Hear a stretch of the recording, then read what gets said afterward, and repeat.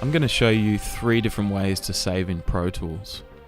So the first and most common way is just File, Save, or Command S, and this will save the current state of the session to my PTX file here. Okay, now I can actually set up an automatic save in Pro Tools, which will back up my session at certain points in time and will put it in here in the session file backups. So to do that, I go up to Setup, Preferences, Operation tab, and here I can set up Auto Backup. So this is really useful just in case the computer crashes. I can always go back and retrieve my session. The second way to save is Save As. So if I go up here to File, Save As, now this will save a new PTX file under here. Now I would use this throughout the project, different points in time. Let's say I've finished tuning the vocals, I'll save as,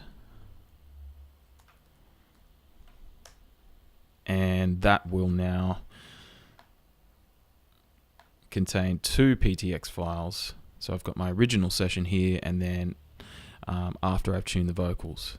So usually I have up to 10 different PTX files here, the progression of the project, so I can go back in time if I need to, and change some things if I need to. Now it's important to note that when you save as, the session will become that saved as session up here. The third way to save is File, Save Copy In. There's a few different reasons why you would do this. For me personally, when I'm teaching, I'll provide sessions to students and I don't want them to tamper with the original session, so I'll get them to save a copy of it, including audio files. If there's plugins in there, I'll get them to tick that. If there's a movie in there, we'll tick that one.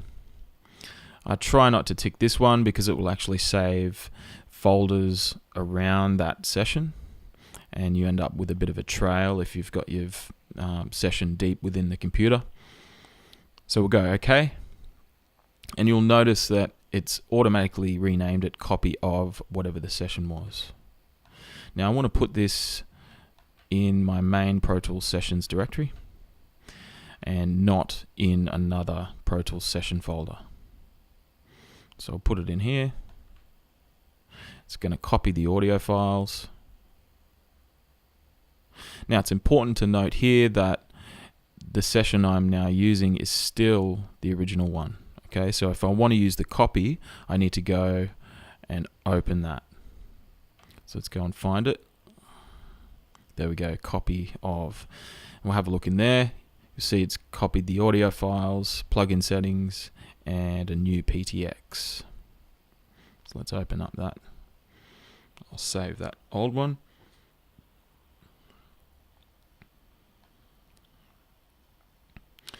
Okay, so now we are using the copy up here. Now, other reasons why you might do this, maybe you've got a session that's missing audio files and you've had to relink them. What I like to do in that case is relink everything, but then go and save a copy of it just so it's a nice clean version. Now, another thing I should mention too is the session format. The third reason I might use this is if I'm giving my session to someone who's got an older version of Pro Tools, I can go and save that as a PTS file. So older versions of Pro Tools uses PTS, whereas now we use PTX. Okay, so those are the 3 different ways to save in Pro Tools.